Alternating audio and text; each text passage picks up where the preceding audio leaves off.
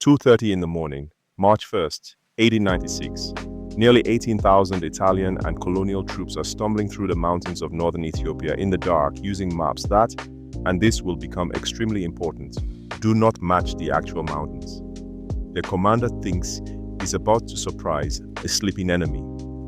Here's what's actually waiting in the valleys around the town of Adwa. About 100,000 Ethiopian soldiers, most carrying modern rifles, backed by artillery, commanded by an emperor who has spent years preparing for this exact morning, and who knows the Italians are coming. By noon, an entire European invasion will simply cease to exist. Colonial powers everywhere will check their maps and quietly start sweating. How did the era's greatest empire-building racket walk into the most lopsided defeat of the scramble for Africa? It starts, believe it or not, with a translation error. This is the Battle of Adwa. Welcome back to Roots of the Past, real African history told with receipts. Today, the day Ethiopia beat a European empire in open battle and made it official on paper. Let's go.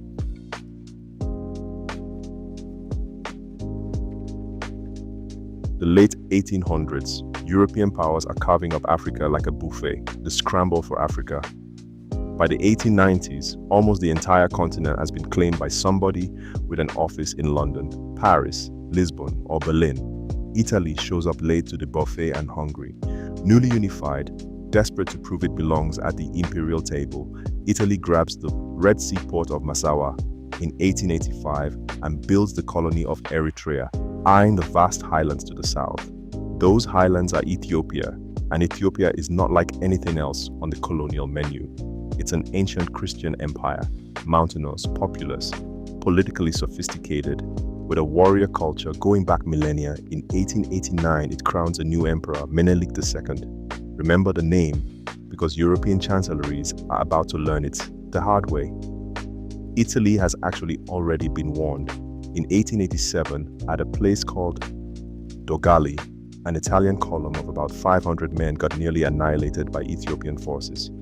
Most countries would take the hint. Italy takes it personally instead, and then it tries something sneakier than bullets: paperwork. May 1889. Italy and Ethiopia signed the Treaty of Wuchale.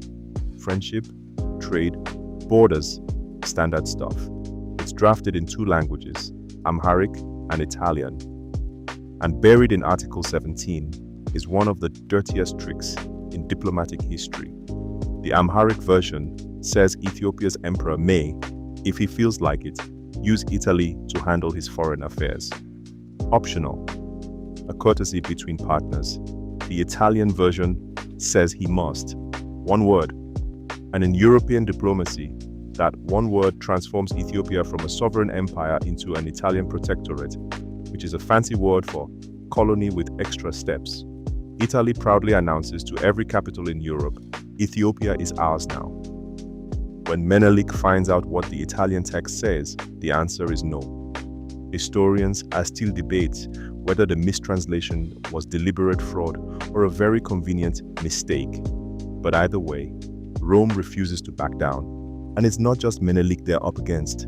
Empress Taytu Betul, his wife, his political partner, and by every account the palace's hardest hardliner, is remembered for telling the Italians, in essence, Ethiopia has no need of your protection, and we will meet you on the field before we accept it. In 1893, Menelik formally shreds the treaty. Both sides know what that means. And now comes the part Italy never saw coming. Menelik starts shopping. Quick one while he shops. If you want more African history with the receipts, hit subscribe. Free, one tap, huge help. Now, let's see what an emperor buys when Europe lies to him. Time to kill the laziest myth in colonial history, the one about spears versus rifles. Through the early 1890s, Menelik runs one of the shrewdest arms buying campaigns of the century. Modern rifles and artillery flow in through the French port of Djibouti, purchased from France from Russia, and in earlier years from Italy itself, back when Rome was still trying to buy his friendship. Yes, Italy armed the man who would destroy its army, chef's kiss.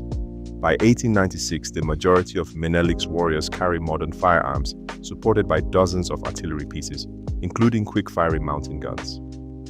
September 1895, as Italian forces push south, Menelik issues a national call to arms, and the whole empire answers. The great regional lords march their armies in from every direction, and Empress Taytu comes to the front herself with her own contingent of troops. The war starts badly for Italy and gets worse. December 1895, an Italian advance force gets overrun at Amba Alagi. January 1896, the Italian fort at Menelik surrenders after its water supply is cut. Whose idea was the water trick? Tradition credits Empress Taytu. Of course it does. By late February, Italy's commander, General Oreste Baratieri, is dug in with about 17,500 men, staring at an Ethiopian army of 100,000. Rome is screaming at him to attack. What he doesn't know, his own government has already secretly decided to fire him. So on the last night of February, a general with nothing left to lose rolls the dice on a surprise night march. Through mountains he doesn't know, with maps that are wrong. You already know where this is going. The plan: 3 brigades advance by night, seize the high ground by dawn, surprise the Ethiopians in camp. The reality: almost immediately, everything that can go wrong does. The maps are wrong, columns collide in the dark. General Albertoni's brigade, thousands of Askari, African soldiers recruited in Italian Eritrea, pushes kilometers past its objective, because the hill Albertone thinks he's standing on is actually 6 kilometers further away. Meanwhile, on the right, General Dabomida drifts off in the wrong direction, tearing open a 3-kilometer gap in the Italian line. And the Ethiopians? They're not asleep. The scouts have tracked everything. At dawn, the trap closes. And for the Ethiopian army, the date itself is electric. By their calendar, it's the feast of Saint George, the warrior saint. To this day, Ethiopian church paintings of Adwa show Saint George in the sky above the battle, sword drawn. 6 a.m. Albertone's isolated brigade is hit by overwhelming numbers and hammered by Ethiopian artillery firing from the heights. By mid-morning, it has effectively ceased to exist. The Ethiopian columns roll on into the Italian center and crush Arimondi's brigade. Dabomida's brigade, remember, lost in a side valley, is surrounded and destroyed in the afternoon. By midday, the invasion is over. Of roughly 17,500 men who marched into the dark, some 6,000 to 7,000 are dead and thousands more captured, including generals. Ethiopian losses are real too. Several thousand dead, many more wounded. This victory was paid for. One morning, one of the most complete battlefield victories of the entire 19th century, won by the side every European newspaper had already written off. The shockwave hits Europe within days. In Italy, riots in the streets, and the government of Prime Minister Crispi collapses. Baratieri is relieved of command and hauled before a military tribunal. The empire-building project that began with a sneaky mistranslation has ended careers, a government, and thousands of lives. And Menelik? Here's where he shows he's playing chess. Instead of overextending into Eritrea and risking a long war, he cashes in his victory at the negotiating table. October the 26th, 1896, the Treaty of Addis Ababa, the Treaty of Wuchale, annulled. Ethiopian independence recognized by Italy unconditionally. The captured Italian soldiers are treated according to the customs of war and released as relations normalize.